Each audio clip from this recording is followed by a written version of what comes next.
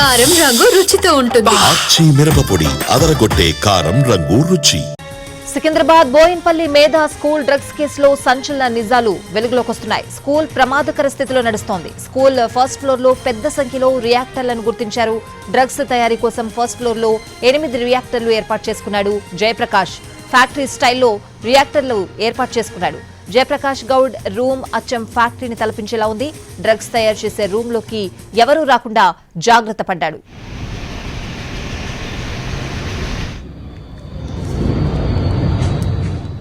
Nursery నుండి 10వ తరగతి వరకు హై స్కూల్ నడుపుతున్నాడు నిందితుడు జయప్రకాష్ గౌడ్. G+2 బిల్డింగ్ లో కేవలం 6 రూముల్లోనే స్కూల్ నిర్వహిస్తున్నాడు. 2018 నుంచి స్కూల్ నడుపుతున్నట్లు తెలుస్తోంది. 2 సంవత్సరాల క్రితం స్కూల్కు వచ్చాడు జయప్రకాష్ గౌడ్. అప్పటి నుంచి అన్ని తానే నిర్వహిస్తున్నాడు. చుట్టుపక్కల ఉండే పేద విద్యార్థులకు తక్కువ ఫీజుకు చదువు అంటూ చెప్తున్నాడు. ఒకవైపు క్లాస్ రూమ్లు, మరోవైపు డ్రగ్స్ తయారు చేస్తున్నాడు. ఒక రూమ్ లో ఆల్ఫ్రాజోలం డ్రగ్స్ తయారు చేస్తున్నాడు. రోజు డ్రగ్స్ తయారీ కోసం వాహనంలో వస్తూ ఉంటాడు జయప్రకాష్ గౌడ్. సెలవు రోజులో విక్రయాలు చేస్తున్నాడు. డ్రగ్స్ విక్రయిస్తూ ఉండగా పట్టుకుంది ఈగల్ టీం.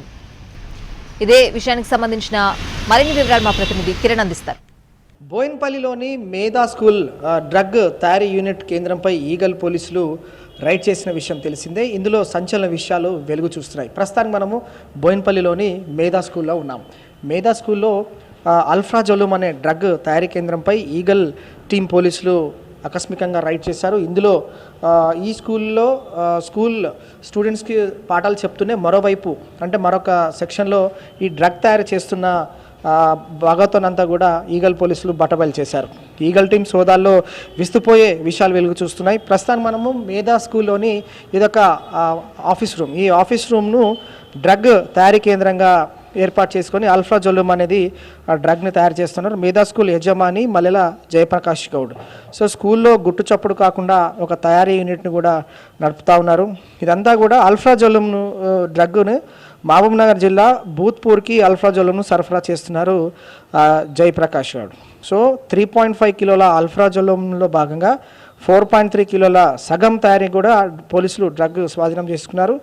అలాగే 21 లక్షల నగదుతో పాటుగా ముడి సరుకు, తయారీ పరికరాలు కూడా సీజ్ చేశారు. ఇదంతా ఏడాది క్రితం జయప్రకాష్ గౌడ్ శేఖర్ అనే వ్యక్తి ద్వారా గురువారెడ్డిని పరిచయం చేశారు. వీరంతా ఫ్రెండ్స్గా ఏర్పాటై ఈజీగా డబ్బులు సంపాదించవచ్చని ఎవరికి అనుమానం రాకుండా మేధా స్కూల్లో ఒక భాగం అంటే ఒక సైడ్ అంతా కూడా ఇటు పాఠశాల నడుస్తున్న క్రమంలో ఆఫీస్ రూమ్లోను అలాగే క్లాస్ రూమ్స్ సంబంధించి కూడా ఈ స్కూల్ వెనుక భాగంలో మనం చూస్తూ ఉన్నాం కదా, ఇది మేధా స్కూల్కి సంబంధించిన స్కూల్ వెనుక భాగంలో ఉన్న ఆఫీసెస్ క్లాస్ రూమ్ సంబంధించి ఇది గురువారెడ్డి ఇచ్చిన ఫార్ములా ఆధారంగా అల్ఫ్రాజోలుమ్ను తయారు చేస్తూ ఉన్నారు జయప్రకాష్ గౌడ్. సో గురువారెడ్డి సూచనలతోనే ఈ యూనిట్ కూడా ఏర్పాటు చేశారు. డ్రగ్ రాకెట్ను మిగిలిన నిందితుల వ్యవహారం పైన కూడా పోలీసులు దర్యాప్తు కొనసాగిస్తున్నారు. ఈగల్ టీం అన్ని కోణాలు కూడా దర్యాప్తు చేస్తాను. సో ప్రమాదకరంగా నడుస్తోంది ఈ స్కూల్ కూడా. బోయిన్పల్లిలోని మేధా స్కూల్లో ఫస్ట్ ఫ్లోర్లో పెద్ద సంఖ్యలో కూడా రియాక్టర్లు గుర్తించారు ఈగల్ టీం పోలీసులు. డ్రగ్ తయారీ కోసం ఫస్ట్ ఫ్లోర్లో ఇదంతా కూడా మేధా స్కూల్ సంబంధించిన మొదటి అంతస్తు. ఈ మొదటి అంతస్తులో ఈ రూమ్స్లలోనే 8 రియాక్టర్లు ఏర్పాటు చేశారు జయప్రకాష్ గౌడ్.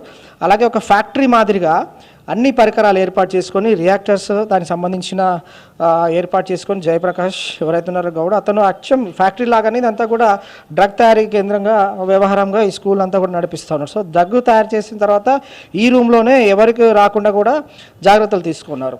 ఎందుకంటే ఇది నర్సరీ నుండి 10వ తరగతి వరకు కూడా మేధా హై స్కూల్లో క్లాసెస్ నడుస్తూ ఉన్నాయి. G+2 బిల్డింగ్ ఇది. ఇందులో 6 రూమ్లు ఉన్నాయి. 2018 నుండి ఈ స్కూల్ నడుస్తోంది. 2 సంవత్సరాల క్రితం స్కూల్కి వచ్చిన జయప్రకాష్ గౌడ్ అప్పటి నుండి అన్ని తానే ఈ నిర్వహణ కూడా చూసుకుంటున్నాడు. చుట్టుపక్కల ఉండే పేద విద్యార్థులకు తక్కువ ఫీజు మొత్తంలో కూడా తను పాఠాలు బోధిస్తాను, విద్యాబుద్ధులు నేర్పుతాను అంటూనే మరొక విభాగంలో ఈ అల్ఫ్రాజోలుమ్ సంబంధించిన డ్రగ్ తయారీ కేంద్రానికి తెరలేపాడు.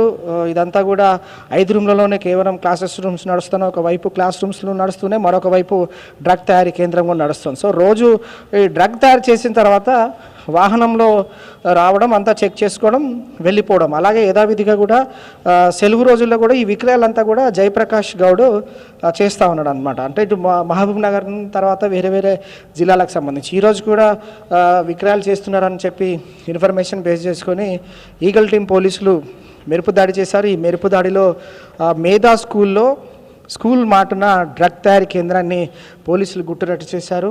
మొత్తంగా 8 రియాక్టర్లను సీజ్ చేశారు, అల్ఫాజోలుం సీజ్ చేశారు, అలాగే నగదును కూడా స్వాధీనం చేసుకున్నారు. సో ప్రస్తుతం అయితే ఈ కేసులో ఎవరెవరైతే పరారులో ఉన్నారో వారికి సంబంధించి కూడా మిగతా నిందితుల యొక్క పాత్ర ఏ విధంగా ఉంది, అలాగే ఇటు జయప్రకాష్కిను అలాగే గురవారెడ్డి అలాగే శేఖర్ ఈ వ్యక్తులకు ఉన్న మధ్యలో ఉన్న కాంటాక్ట్స్ కావచ్చు, అలాగే వీరు ఎంతకాలంగా ఈ డ్రగ్స్ సంబంధించిన తయారీలో ఎవరెవరికి వీరు ఆల్ఫాజోలుం డ్రగ్స్ సరఫరా చేశారు, అలాగే హైదరాబాద్తో పాటుగా హైదరాబాద్ శివారు ప్రాంతాల్లోనూ ఇతర జిల్లాల్లోనూ సంబంధించి కూడా కళ్ళు కాంపౌండ్లకు ఆల్ఫాజోలుం ఏ విధంగా వీరు సరఫరా చేశారు, అలాగే వీరి యొక్క వాట్సాప్ కాంటాక్ట్స్ ఏ విధంగా ఉన్నాయి సంబంధించి అన్ని కోణాల్లో కూడా ఈగల్ టీం పోలీసులు దర్యాప్తు కొనసాగిస్తున్నారు. బోయిన్పల్లిలో మేధా స్కూల్లో రియాక్టర్లను ఏర్పాటు చేసి అల్ఫాజోలుం డ్రగ్ తయారీ గుట్టురట్టు అవడంతో కూడా స్థానికంగా ఒక ఆందోళన వ్యక్తం అవుతోంది. సో ప్రస్తుతం అయితే ఈగల్ టీం పోలీసులు ఇటు జయప్రకాష్ గౌడ్ను అదుపులోకి తీసుకున్నారు, అలాగే గురువారెడ్డి ఇందులో పాత్ర ఏ విధంగా ఉంది, శేఖర్ యొక్క పాత్ర ఏ విధంగా ఉంది, వీరికి ఎవరెవరు సహకరించారు,